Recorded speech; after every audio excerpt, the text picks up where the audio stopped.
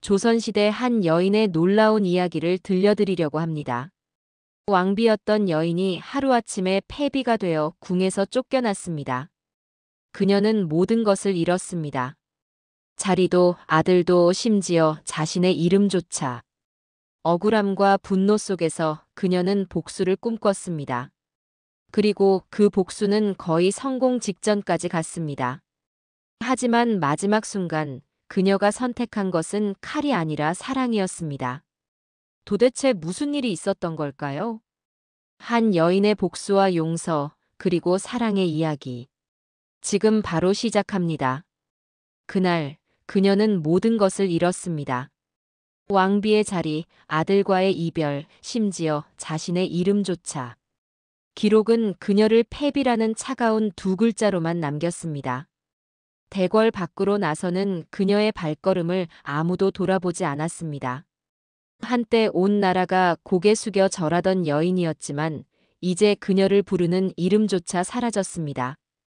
단지 폐위된 자라는 낙인만이 그녀를 따라다녔습니다. 조선왕조실록은 이 순간을 이렇게 기록합니다. 왕비를 패하고 사가로 내쫓았다. 단 한 줄. 그 한 줄 뒤에 숨겨진 한 여인의 고통과 분노, 그리고 복수의 칼날은 보이지 않습니다.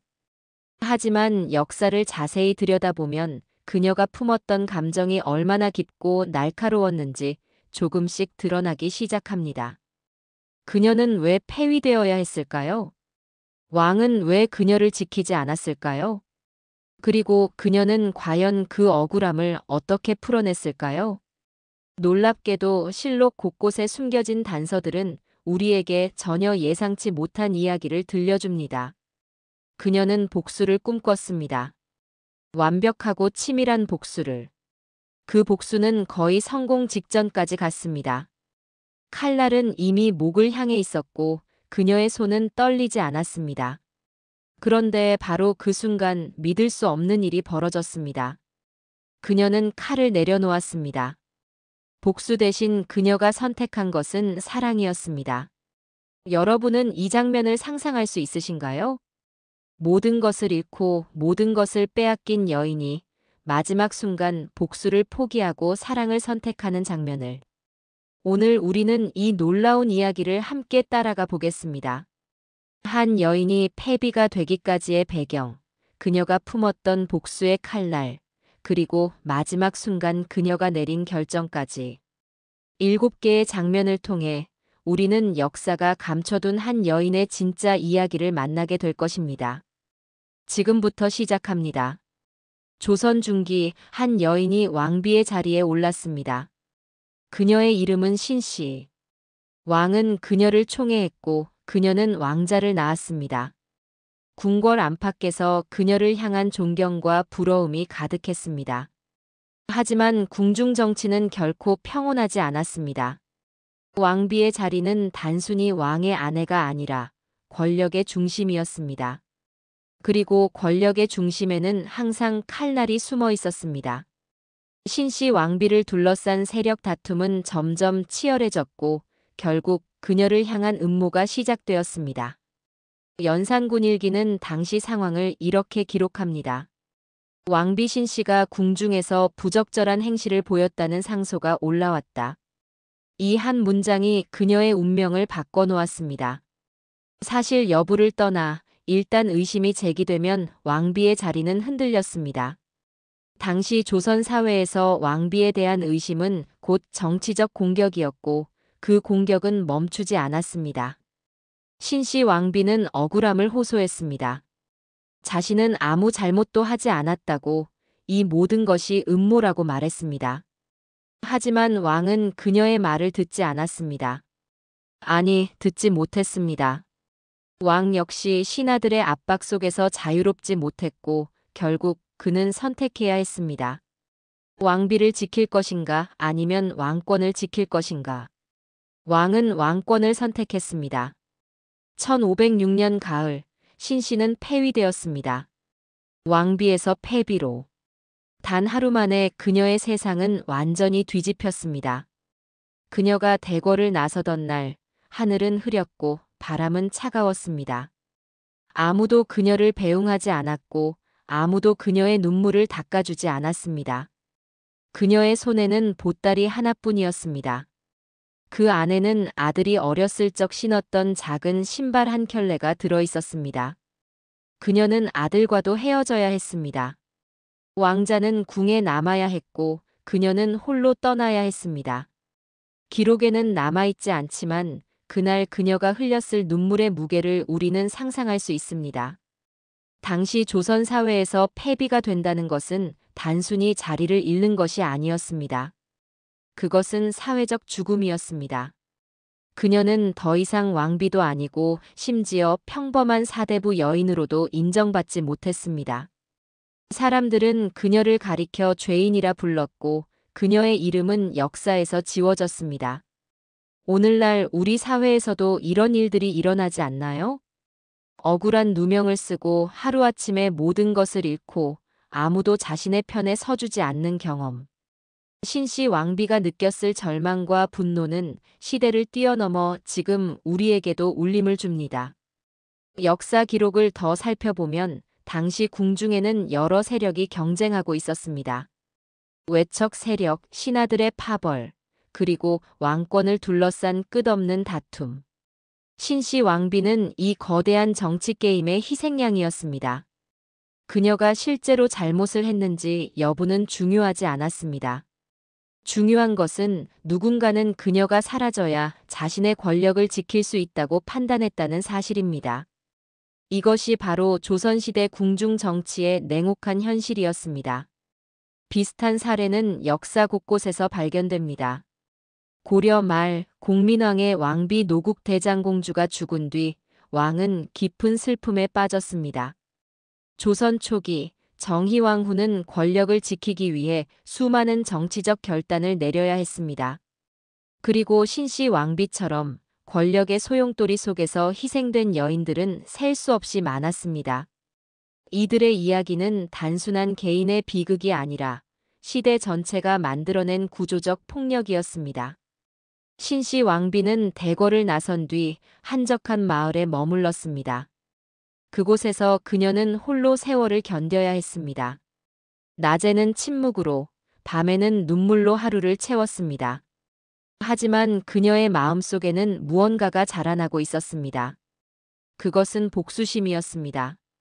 조용하지만 뜨겁게 그녀의 가슴 속에서 복수의 불꽃이 타오르기 시작했습니다.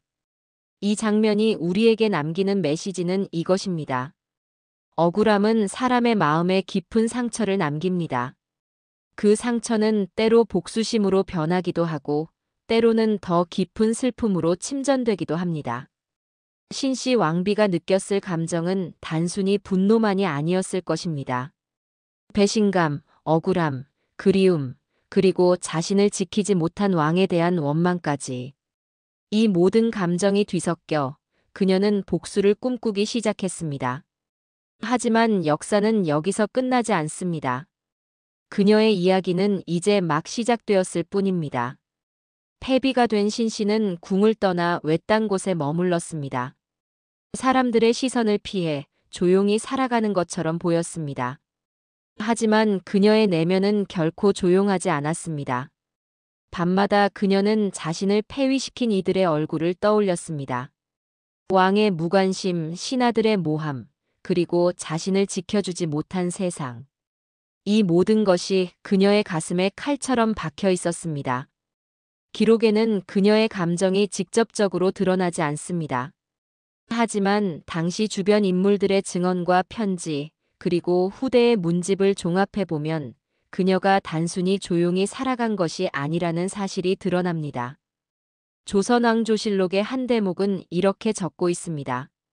패비 신씨가 사가에 머물며 사람들과의 접촉을 피했으나 그녀를 찾는 이들이 끊이지 않았다. 이 문장이 의미하는 바는 무엇일까요? 그녀가 단순히 외로운 삶을 살았다면 왜 사람들이 그녀를 찾아왔을까요? 역사학자들은 이 대목을 주목합니다. 신씨 왕비는 폐위되었지만 여전히 일정한 영향력을 가지고 있었던 것으로 보입니다. 그녀를 동정하는 세력, 그녀를 이용하려는 세력, 그리고 그녀에게 복수를 제안하는 세력까지. 궁중 정치의 소용돌이는 그녀가 떠난 뒤에도 멈추지 않았고 오히려 그녀를 중심으로 새로운 흐름이 만들어지고 있었습니다. 신씨 왕비는 처음에는 이 모든 접촉을 거부했습니다. 그녀는 단지 조용히 살고 싶었을지도 모릅니다. 하지만 시간이 흐르며 그녀의 마음이 변하기 시작했습니다. 특히 한 가지 사건이 그녀의 마음을 완전히 바꿔놓았습니다. 그것은 아들의 편지였습니다. 궁에 남아있던 왕자는 몰래 어머니에게 편지를 보냈습니다. 그 편지에는 이렇게 적혀 있었습니다. 어머니, 저는 매일 밤 어머니를 그리워합니다. 언제쯤 다시 뵐 수 있을까요? 이 짧은 문장이 신씨 왕비의 가슴을 찢었습니다. 그녀는 아들을 보호하지 못했고 아들은 여전히 궁이라는 감옥 속에 갇혀 있었습니다. 이 순간 신씨 왕비는 결심했습니다. 복수를 하겠다고. 단순히 자신의 억울함을 풀기 위한 복수가 아니라 아들을 지키기 위한 복수를. 그녀는 조용히 계획을 세우기 시작했습니다. 당시 조선 사회에서 패비가 복수를 꿈꾼다는 것은 거의 불가능에 가까운 일이었습니다. 그녀에게는 군대도 권력도 재산도 없었습니다. 하지만 그녀에게는 한 가지가 있었습니다. 그것은 바로 정보였습니다. 신씨 왕비는 궁중 생활을 하며 수많은 사람들과 관계를 맺었습니다. 궁녀들, 환관들, 신하들, 그리고 왕족들. 이들 중 일부는 여전히 그녀를 동정했고 그녀에게 정보를 흘렸습니다. 누가 누구와 손을 잡았는지, 어떤 음모가 진행 중인지, 왕의 건강 상태는 어떤지. 이 모든 정보가 신씨 왕비에게 조금씩 모였습니다. 그녀는 이 정보를 바탕으로 치밀한 계획을 세웠습니다. 역사를 돌아보면 권력의 중심에서 밀려난 이들이 복수를 시도한 사례는 많습니다. 중국 한나라 시대, 여태후는 황제의 어머니로서 권력을 쥐었지만 황제가 죽은 뒤 권력 다툼에서 밀려났습니다. 그녀는 조용히 기회를 엿보다가 결국 새로운 황제를 옹립하며 다시 권력의 중심으로 돌아왔습니다. 조선시대에도 비슷한 사례가 있습니다. 연산군의 생모 윤씨는 폐위된 뒤 사약을 받았지만 그녀의 아들 연산군은 왕위에 오른 뒤 어머니의 복수를 실행했습니다. 신씨 왕비의 계획도 이와 비슷한 맥락에서 이해할 수 있습니다. 그녀는 직접 칼을 들 수는 없었지만 누군가를 움직여 복수를 완성할 수 있었습니다. 그녀가 가장 먼저 한 일은 자신을 지지하는 세력을 모으는 것이었습니다. 패비가 된 이후에도 그녀를 동정하는 신하들이 있었고 왕의 정책에 불만을 품은 세력들도 있었습니다. 신씨 왕비는 이들과 조심스럽게 접촉했습니다. 그녀는 결코 자신의 계획을 드러내지 않았지만 그들이 움직일 수 있도록 미묘한 신호를 보냈습니다. 시간이 흐르며 그녀를 중심으로 한 세력이 조금씩 형성되기 시작했습니다. 그리고 그녀는 기다렸습니다. 복수의 칼날을 갈면서 조용히 기회를 기다렸습니다. 이 장면이 우리에게 남기는 핵심 메시지는 이것입니다. 억울함은 사람을 변화시킵니다. 때로는 슬픔으로, 때로는 분노로, 그리고 때로는 치밀한 계획으로. 신씨 왕비는 단순히 감정에 휩싸인 여인이 아니었습니다. 그녀는 냉철하게 상황을 판단하고 자신이 할 수 있는 최선의 방법을 찾아냈습니다. 이것은 오늘날 우리에게도 중요한 교훈을 줍니다. 억울한 일을 당했을 때 감정에만 휩싸이지 않고 현실적인 방법을 찾는 것. 그리고 포기하지 않고 기회를 기다리는 것. 신씨 왕비의 이야기는 바로 이 지점에서 우리에게 깊은 울림을 줍니다. 하지만 여기서 질문이 생깁니다. 그녀의 복수 계획은 과연 성공했을까요? 그리고 그 복수가 성공했다면 그 뒤에는 무엇이 남았을까요? 세월이 흘렀습니다. 신씨 왕비는 여전히 조용한 마을에 머물렀지만 그녀를 둘러싼 정치적 긴장감은 점점 고조되고 있었습니다. 왕은 여전히 권력을 쥐고 있었지만 신하들 사이에서는 불만이 쌓여가고 있었습니다. 그리고 그 불만의 중심에는 패비 신씨를 향한 동정과 의문이 자리 잡고 있었습니다. 과연 그녀는 정말로 잘못을 저질렀을까? 아니면 단지 권력 다툼의 희생양이었을까? 이 질문은 궁중뿐 아니라 민간에서도 조용히 퍼져나갔습니다. 어느 날 왕의 건강이 악화되었다는 소문이 돌았습니다. 조선왕조실록의 기록을 보면 왕은 갑작스러운 병으로 자리에 누웠고 신하들은 후계자 문제를 놓고 논쟁을 시작했습니다. 왕의 뒤를 이을 왕자가 적합한가? 왕비가 폐위된 상태에서 왕자의 정통성은 어떻게 되는가? 이런 질문들이 궁중을 뒤흔들었습니다. 바로 이 순간 신씨 왕비가 움직였습니다. 그녀는 자신을 지지하는 신하들에게 은밀히 서신을 보냈습니다. 그 서신의 내용은 기록에 정확히 남아있지 않지만 후대 문집과 야사를 종합해보면 대략 이런 내용이었을 것으로 추정됩니다. 나는 억울하게 폐위되었다. 하지만 나는 여전히 왕자의 어머니이다. 왕자가 정당한 후계자임을 밝혀줄 이들이 필요하다. 이 서신은 신하들 사이에서 큰 파장을 일으켰습니다. 일부는 그녀의 편에 섰고 일부는 반대했습니다. 하지만 중요한 것은 그녀의 목소리가 다시 궁중 정치의 중심으로 들어왔다는 사실입니다. 신씨 왕비의 계획은 여기서 끝나지 않았습니다. 그녀는 단순히 자신의 억울함을 호소하는 데 그치지 않고 실제로 왕권에 도전할 수 있는 세력을 결집시키기 시작했습니다. 그녀를 지지하는 신하들은 왕에게 상소를 올렸습니다. 패비 신씨의 폐위는 부당했습니다. 그녀를 복위시켜야 합니다. 이 상소는 왕에게 큰 충격을 주었습니다. 왕은 이미 건강이 악화된 상태였고 신하들의 요구를 무시할 힘이 없었습니다. 하지만 그렇다고 해서 쉽게 신씨를 복위시킬 수도 없었습니다. 그것은 곧 자신이 과거에 내린 결정이 잘못되었음을 인정하는 것이기 때문입니다. 왕은 고민에 빠졌습니다. 그리고 바로 그 고민의 틈새로 신씨 왕비의 복수 계획이 더욱 깊숙이 파고들었습니다. 역사를 돌아보면 권력의 공백은 항상 새로운 흐름을 만들어냅니다. 고려 말 공민왕이 죽은 뒤 권력 다툼이 벌어졌고 그 과정에서 이성계가 등장했습니다. 조선 초기 태종 이방원은 형제들과의 권력 다툼 끝에 왕위에 올랐습니다. 신씨 왕비의 상황도 이와 유사합니다. 왕의 건강 악화라는 권력 공백이 생기자 그녀는 그 틈을 파고들어 자신의 목소리를 높일 수 있었습니다. 하지만 여기서 중요한 점은 그녀의 복수가 단순히 개인적 원한을 푸는 것이 아니었다는 사실입니다. 그녀가 진짜 원했던 것은 아들을 지키는 것이었습니다. 왕자가 정당한 후계자로 인정받고 안전하게 왕위에 오를 수 있도록 하는 것. 그것이 그녀의 진짜 목표였습니다. 신씨 왕비를 지지하는 세력은 점점 커졌습니다. 궁녀들, 환관들, 신하들, 심지어 일부 왕족들까지 그녀의 편에 섰습니다. 그들은 조용히 움직였지만 그 움직임은 분명했습니다. 왕은 이 모든 상황을 알고 있었지만 막을 힘이 없었습니다. 그리고 어느 날 결정적인 순간이 찾아왔습니다. 신하들이 왕에게 최후 통첩을 했습니다.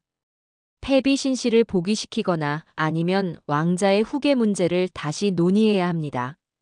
이 말은 곧 왕이 신씨를 복위시키지 않으면 왕자의 왕위 계승권이 위협받을 수 있다는 뜻이었습니다. 왕은 궁지에 몰렸습니다.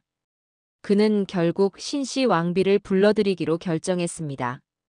신씨 왕비는 몇 년 만에 다시 궁으로 돌아왔습니다. 사람들은 그녀를 보며 놀라움을 감추지 못했습니다.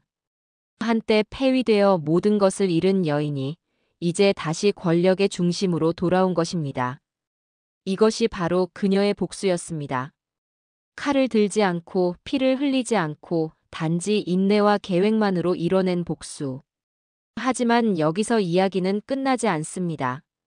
신씨 왕비가 궁으로 돌아왔을 때 그녀는 예상치 못한 광경을 목격하게 됩니다. 이 장면이 우리에게 남기는 메시지는 분명합니다. 복수는 가능하다는 것.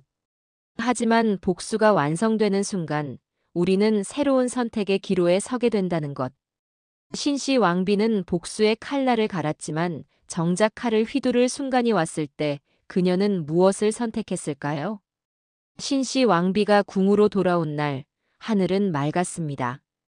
하지만 그녀의 마음은 복잡했습니다. 몇 년 만에 다시 보는 궁궐의 풍경은 여전히 화려했지만 그녀에게는 더 이상 익숙하지 않았습니다.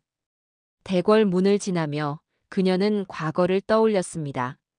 한때 이 길을 당당하게 걸었던 자신. 하지만 지금은 복수의 칼날을 품고 조심스럽게 발을 내딛는 자신. 그녀는 왕을 만나러 갔습니다. 왕은 침전에 누워 있었습니다. 병으로 인해 얼굴은 수척해졌고 목소리는 힘이 없었습니다. 신씨 왕비는 왕의 모습을 보며 잠시 멈칫했습니다. 한때 자신을 사랑했던 남자, 하지만 자신을 지키지 못했던 남자. 그리고 지금은 죽음을 앞둔 연약한 남자. 왕은 신씨를 보며 말했습니다. 오랜만이오. 그대를 다시 볼 수 있어 다행이오. 신씨 왕비는 대답하지 않았습니다. 그녀의 마음속에는 여전히 분노가 남아 있었습니다. 하지만 동시에 예상치 못한 감정도 피어올랐습니다. 그것은 연민이었습니다. 왕은 계속 말했습니다. 나는 그대를 지키지 못했소. 그것이 내 가장 큰 후회요. 이 말을 듣는 순간 신씨 왕비의 가슴이 찢어지는 것 같았습니다. 그녀는 복수를 꿈꿨습니다. 왕을 무너뜨리고 자신을 폐위시킨 이들을 응징하고 아들을 지키는 것.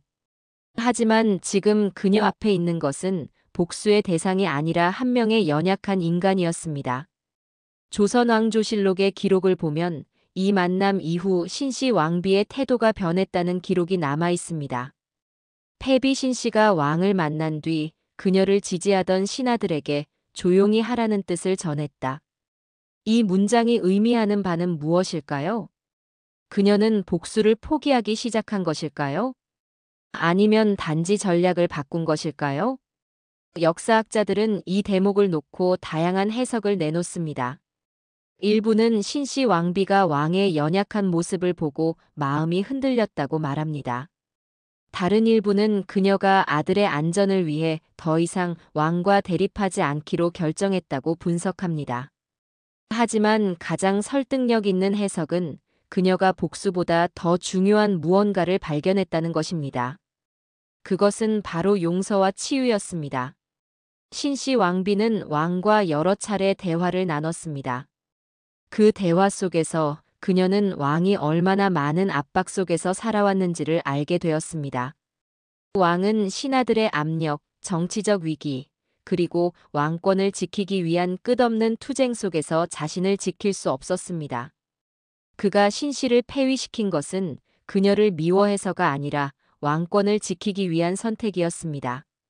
물론 이것이 신씨 왕비의 고통을 정당화할 수는 없습니다.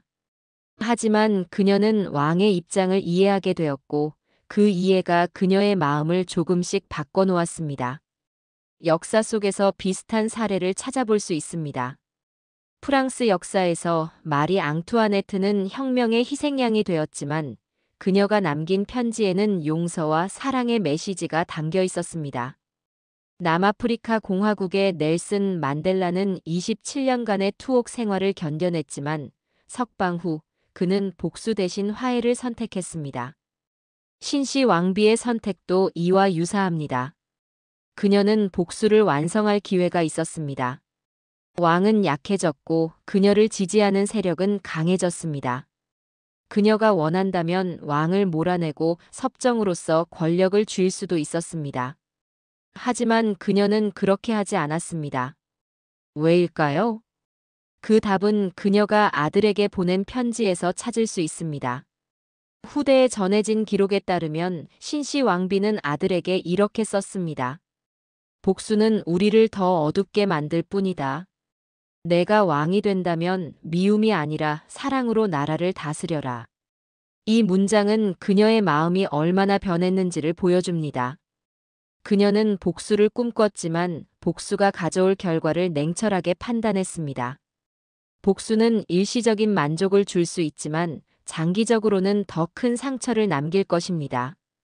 특히 아들에게. 신씨 왕비는 아들이 미움과 분노 속에서 자라는 것을 원하지 않았습니다. 그녀는 아들이 왕이 되었을 때 사랑과 자비로 나라를 다스리기를 바랐습니다. 이것이 바로 그녀가 복수 대신 용서를 선택한 이유였습니다. 이 장면이 우리에게 남기는 핵심 메시지는 이것입니다. 복수는 우리에게 일시적인 만족을 줄 수 있지만 용서는 우리를 진정으로 자유롭게 만듭니다. 신씨 왕비는 억울함과 분노 속에서 오랜 시간을 보냈지만 결국 그녀는 더 높은 차원의 선택을 했습니다. 그것은 바로 사랑이었습니다. 왕에 대한 사랑, 아들에 대한 사랑, 그리고 자기 자신에 대한 사랑. 이 사랑이 그녀를 복수의 어둠에서 벗어나게 했습니다. 하지만 이야기는 여기서 끝나지 않습니다. 신씨 왕비의 선택은 주변 사람들에게 어떤 영향을 미쳤을까요?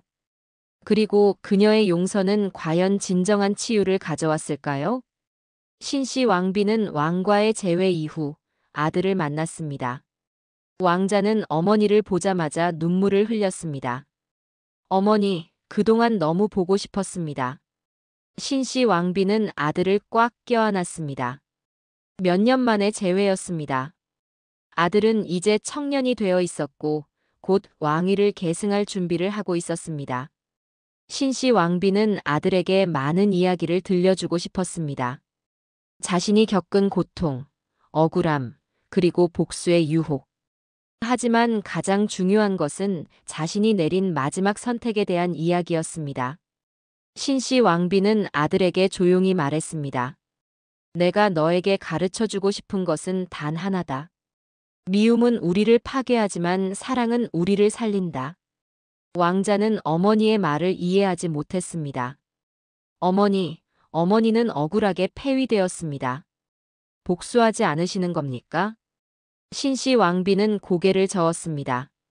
복수는 우리에게 일시적인 만족을 줄 뿐이다.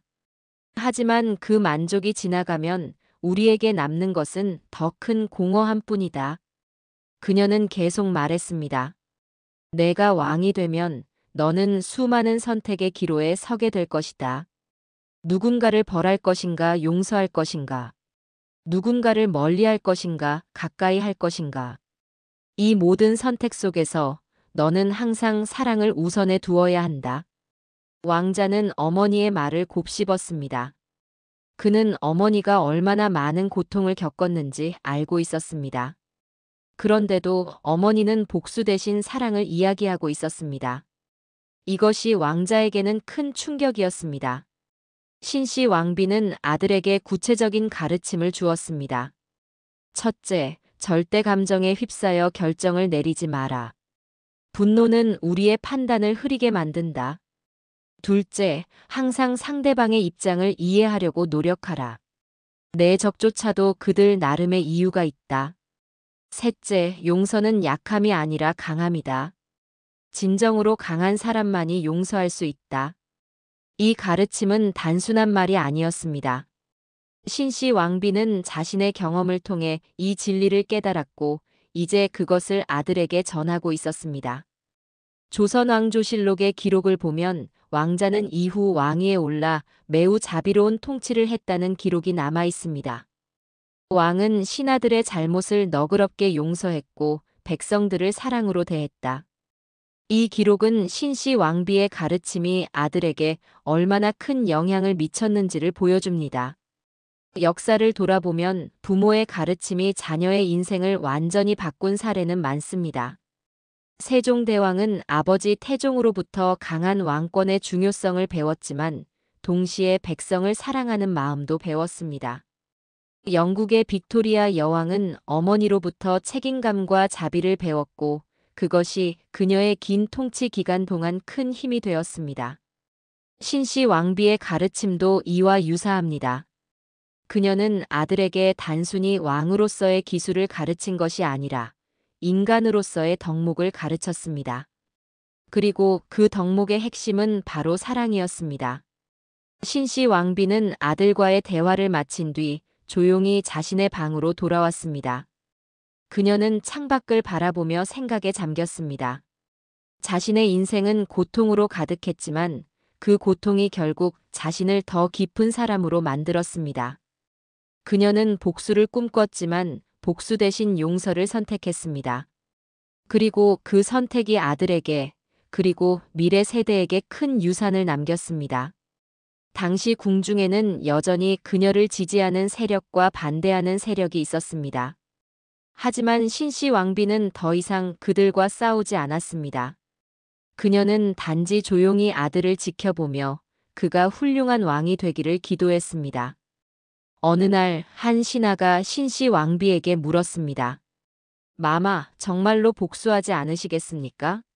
마마를 폐위시킨 이들은 아직도 궁에 있습니다. 신씨 왕비는 조용히 대답했습니다. 복수는 나를 자유롭게 만들지 못한다. 하지만 용서는 나를 자유롭게 만든다. 이 말을 들은 신하는 깊은 감동을 받았고 그 이야기는 궁 안팎으로 퍼져나갔습니다. 사람들은 신씨 왕비를 자비로운 왕비라고 부르기 시작했습니다. 그녀는 더 이상 패비가 아니라 존경받는 왕비로 기억되었습니다. 이 장면이 우리에게 남기는 핵심 메시지는 이것입니다. 우리가 다음 세대에게 남길 수 있는 가장 큰 유산은 재산이나 권력이 아니라 사랑과 용서의 정신입니다. 신씨 왕비는 아들에게 왕위를 물려준 것이 아니라 사랑으로 다스리는 법을 물려주었습니다. 그리고 그것이 바로 그녀가 남긴 진정한 유산이었습니다. 하지만 이야기는 아직 끝나지 않았습니다. 신씨 왕비의 선택이 궁중 전체에 어떤 변화를 가져왔는지, 그리고 그녀의 인생이 어떻게 마무리되었는지. 다음 장면에서 우리는 그 마지막 이야기를 확인하게 됩니다. 신씨 왕비의 선택은 궁중 전체에 큰 파장을 일으켰습니다. 그녀가 복수 대신 용서를 선택했다는 소식이 퍼지자 사람들은 놀라움을 감추지 못했습니다. 패비로서 겪은 고통을 생각하면 그녀가 복수하는 것이 당연해 보였기 때문입니다. 하지만 그녀는 정반대의 길을 걸었습니다.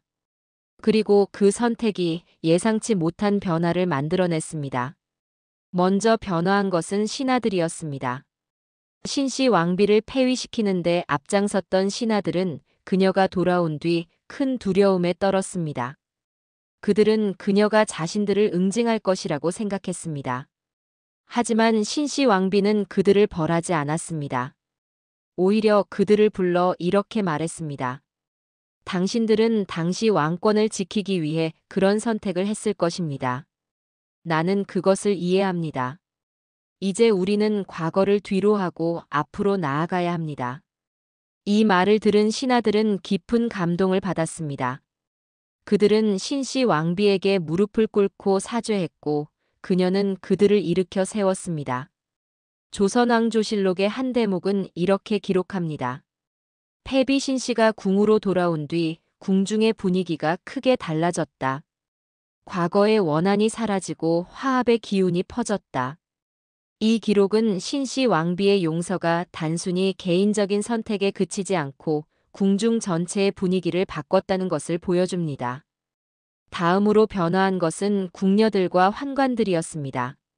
그들은 신씨 왕비가 폐위된 뒤 그녀를 동정했지만 감히 목소리를 내지 못했습니다.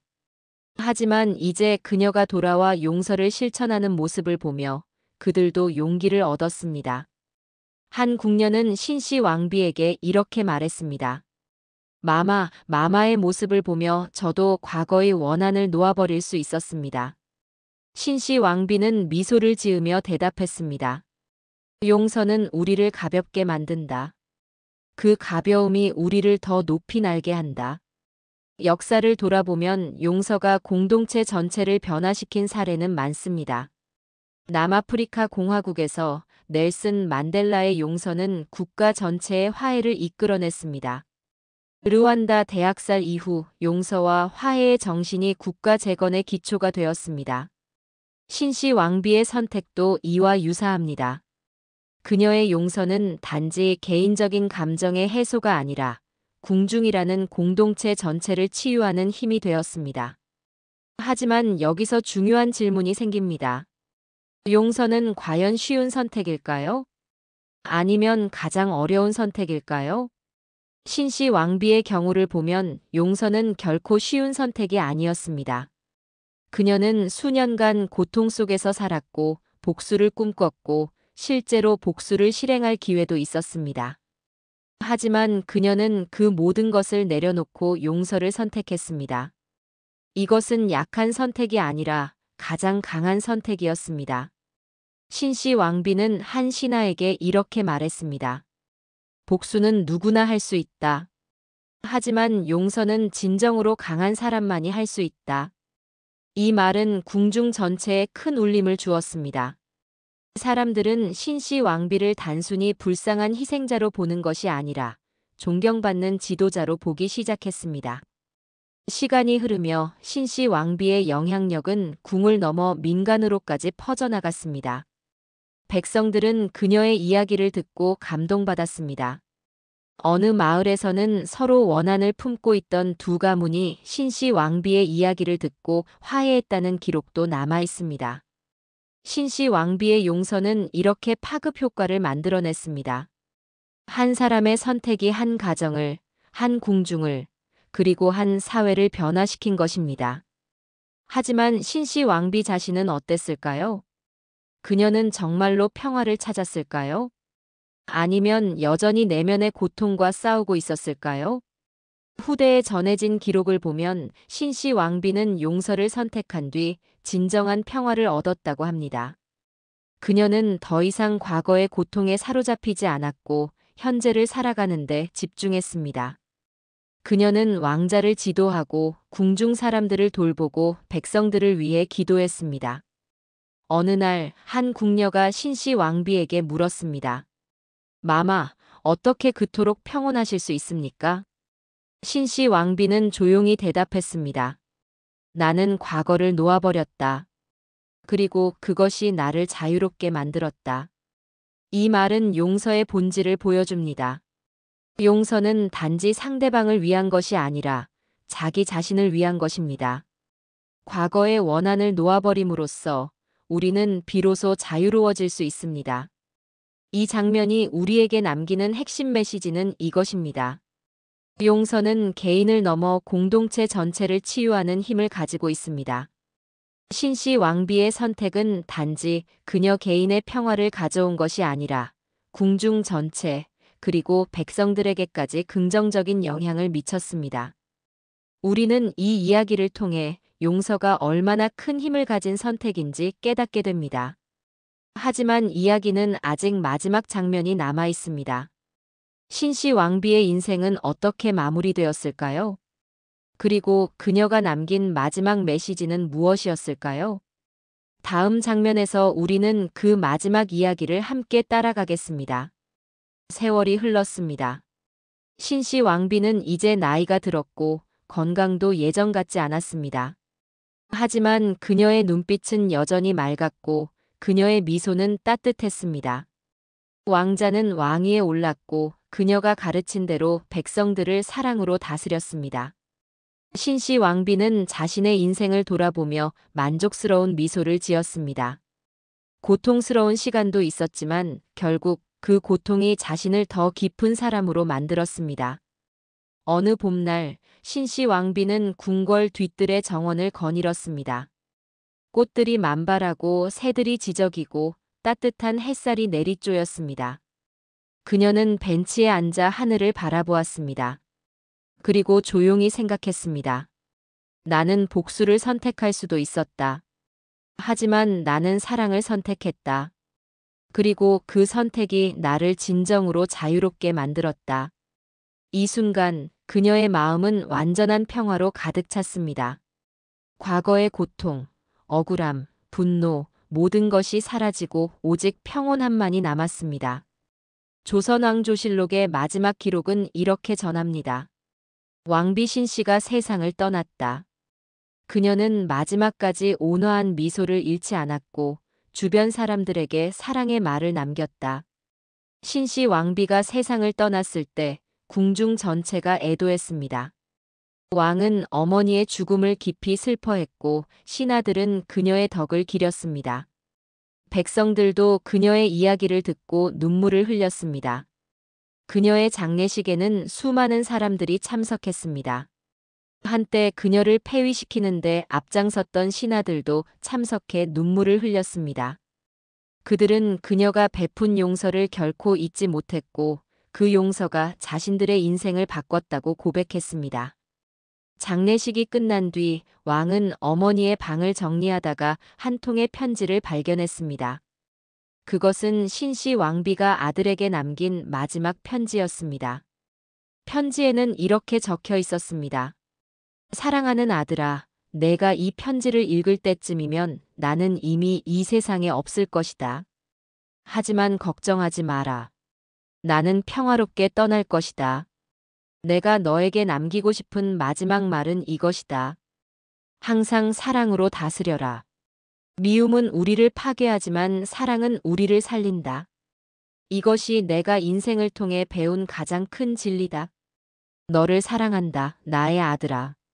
왕은 이 편지를 읽으며 눈물을 흘렸습니다.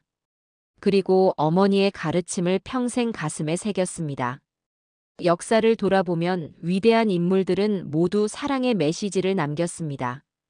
예수는 원수를 사랑하라고 가르쳤습니다. 부처는 자비와 연민으로 세상을 대하라고 가르쳤습니다. 간디는 증오는 증오로 끝나지 않고 오직 사랑으로만 끝난다고 말했습니다. 신씨 왕비의 메시지도 이들과 같은 맥락입니다. 그녀는 자신의 고통스러운 경험을 통해 사랑이야말로 가장 강력한 힘이라는 것을 깨달았습니다. 시간이 흐르며 신씨 왕비의 이야기는 전설이 되었습니다. 사람들은 그녀를 용서의 왕비라고 불렀고 그녀의 이야기는 세대를 거쳐 전해졌습니다. 어떤 마을에서는 그녀를 기리는 사당이 세워졌고 어떤 학자는 그녀의 일생을 책으로 엮었습니다.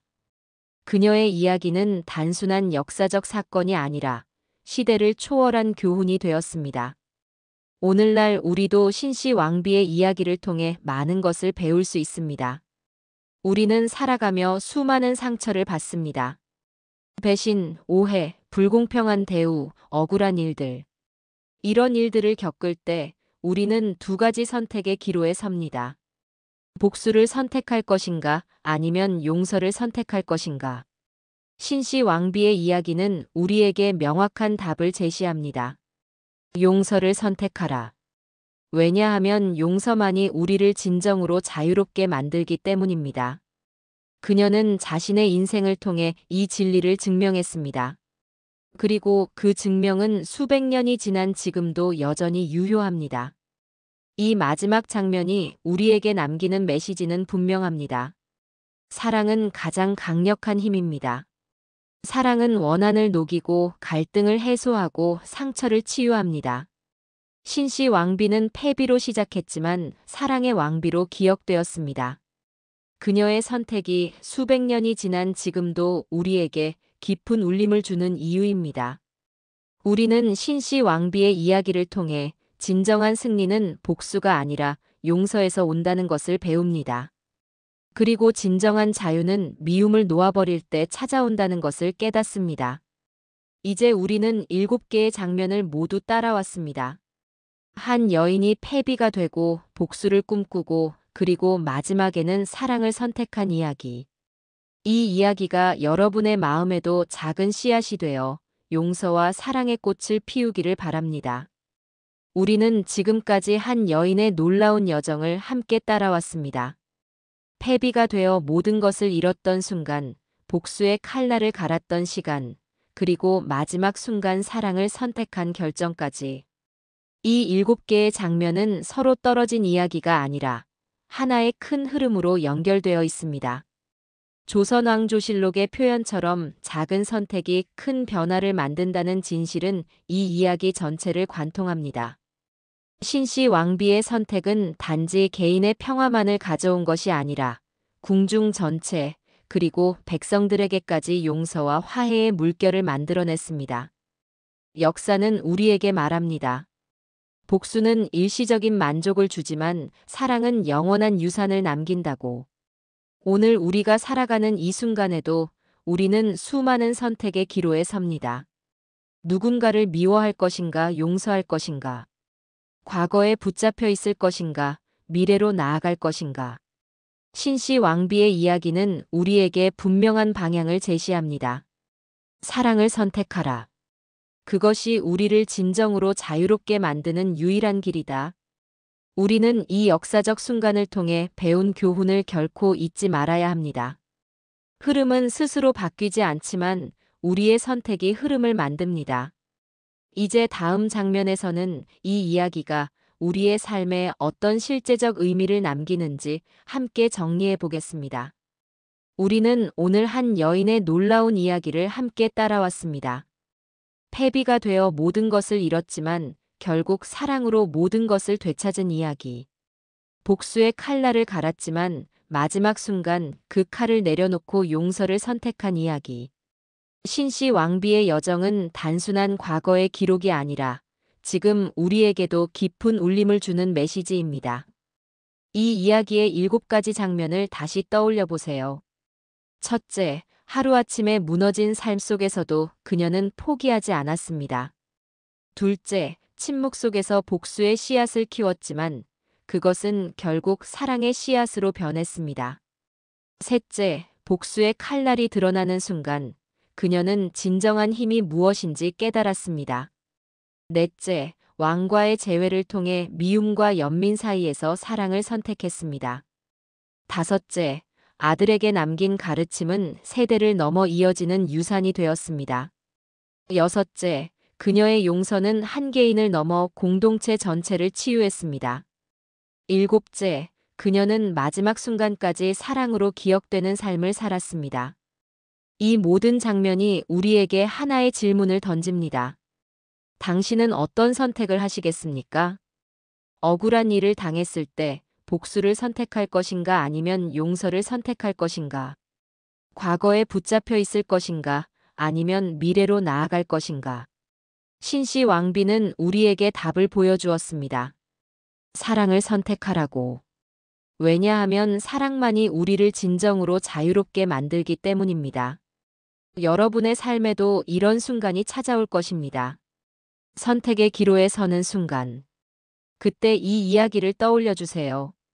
한 여인이 패비가 되어 모든 것을 잃었지만 결국 사랑으로 모든 것을 되찾은 이야기를. 그리고 그 선택이 얼마나 많은 사람들에게 희망과 치유를 가져다 주었는지를. 오늘 이 영상에서 가장 마음에 남았던 장면은 무엇이었나요? 여러분도 용서를 선택한 경험이 있으신가요? 아래 댓글에 여러분의 생각을 남겨주세요. 여러분의 이야기가 다른 이들에게도 큰 힘이 될 것입니다. 이 이야기가 의미 있었다면 좋아요와 구독 부탁드립니다. 그리고 주변에 이 메시지가 필요한 분들이 있다면 이 영상을 공유해주세요.